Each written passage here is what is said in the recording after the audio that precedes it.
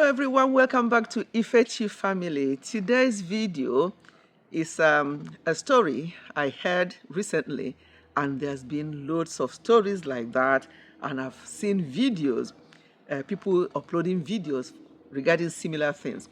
So I thought, let me come out here at our back garden. It's a bit sunny today. Seeing this sunshine, I'm like, yeah, come out here and talk, because we don't know how long this sunshine will last. Anyway, how are you all? Today I want to talk about this trend and these videos and things I hear about people saying, oh, don't bring your wife, or I don't want to bring my wife to the diaspora, be it UK where I am or other parts of the diaspora. And the reason being that when we bring women to the diaspora, they change their behavior and things like that. And people, because of this, leave their wives and children, because most of them have got children as well. They leave them behind and they only visit. And I'm thinking to myself, what kind of marriage is that? If you don't trust your wife enough to bring her to the diaspora, you think that things will change, then there's problem. And there's issues arising from people leaving their wives and children back home and be here in the diaspora. Especially, even if you are a child of God, really born again child of God, there are still some temptations are all around you every time. And when you don't have your wife and you're a married man with you, you fall into all these temptations. And even the wife that you left behind, can you not think about what might be going on? Other men approaching her and stuff like that. This particular story is a true life story where this man left his wife in Africa and just kept visiting. They had one child before the man left.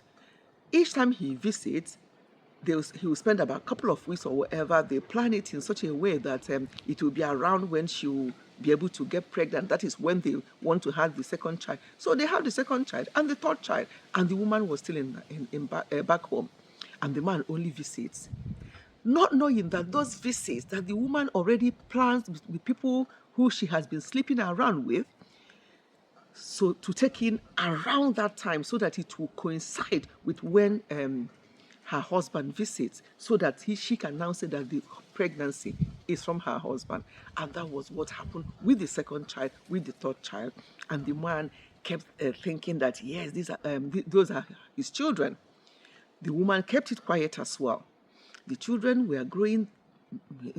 Sometimes you have children, they don't look directly like their parents. They may look like even their great-grandparents. You may not even know. But this was what's going on. They didn't even look at whether they resemble them or not. All they know is that these are their children. So this woman was doing this.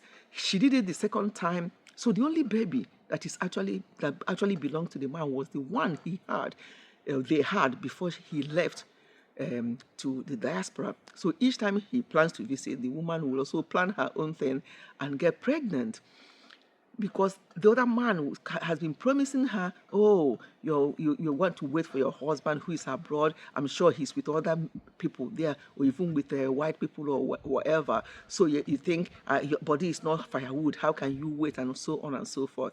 So what I'm trying to say, that I don't recommend this, because if you are truly married, there must be some trust. There must be. Sometimes I just wonder, what are people actually thinking? What people think that marriage is all about? Is it just about having children? Is it not about companion, having somebody with you? You may think that you're young, you have your children growing up, but later on in life, when the children are grown and gone, that's when you actually know why it's good for you to have a good relationship, a good marriage. Because if you don't have it when you're younger, when the children were growing up, you don't expect things to just happen when you are older. I remember myself when we came over to the UK in the 80s. My husband got a scholarship to come and study. He was here only 6 months before I joined him with our first son, who was a baby at the time. But for those 6 months, it was like 6 years. He did everything within his power. The money they were giving him that would have been enough for him only, he was saving most of it. And he kept saying to them that if I can bring my wife and my child, then I'm prepared to go back home. He was not prepared to stay here. That 6 months was the longest he could bear to be without his family. And then we came over. So what I'm trying to say is that when people are so comfortable and feel that, oh, let them be there so they don't come here and behave like other women, that means there's no trust. That means that marriage has holes already. Why will you come? And even women who also come abroad and they change. Why? It means that that marriage, you people have ulterior motive. You have a different reason for getting married. If you really got married for what marriage should be about. Although when I talk now, people will say to me, the time you people got married is a different stage altogether, that now things are happening and people are just, taking marriage as anything. And I'm like, it's sad.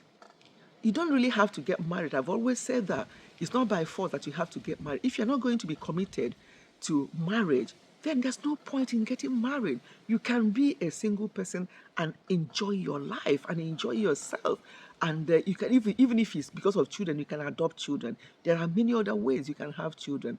But for you to get into marriage, and the one that annoys me so much is the fact that the children who are involved are suffering because the woman and the woman doing this with the other men, when your husband is not there, the children, they will be seen, even if they think, oh, they don't know what's going on, they know what is going on. And they learn these things from younger age. So are you not thinking about yourself? Are you not thinking about your children? So when couples decide that they are not going to live together because of that they don't trust each other, then that marriage is as good as not there at all. Because if you cannot trust each other, you cannot trust yourself even, because then there's problem. So what I'm trying to say, this news, we hear this all the time. Oh, I don't want to bring my family. And then when they do DNA, I've heard of stories where DNA were carried out and most of the children in a particular family does not belong to the man. So women, what is going on? Men, what is going on? Why are you doing all this? Why are you not committed to your marriage? Why did you decide to get married in the first place if you're not going to be committed? So these stories, they're similar ones. I just brought everything together, but there are similar things happening all the time in marriage. And I asked myself, why? And also, please ask yourself, why am I married? Am I just married to have children? Because you hear some women that will say, oh, it's up to him. He can go wherever he wants to go, provided he drops money for me and the children. And that worries me. And that makes me to think, do people actually understand the meaning of marriage? Listen, you may be young now.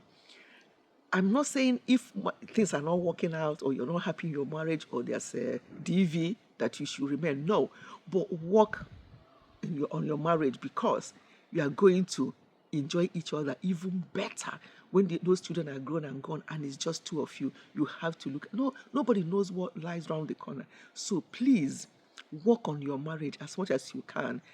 Don't just be materialistic. Oh, let him just drop money and that's okay. Money is not everything. Your happiness is the key.